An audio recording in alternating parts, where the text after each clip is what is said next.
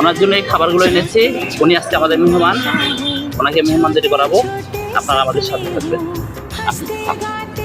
খাবারগুলো একটু ঢালে নেন, নিজে একটু ঢালে নেন। আসলে আসুন না না, আপনি নেন, আপনার জন্য এগুলো সব।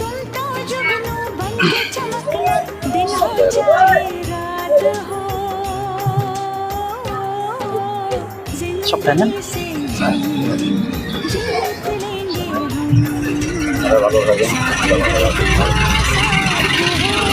আপনি ইয়ে আনেনি, দাঁড়াও,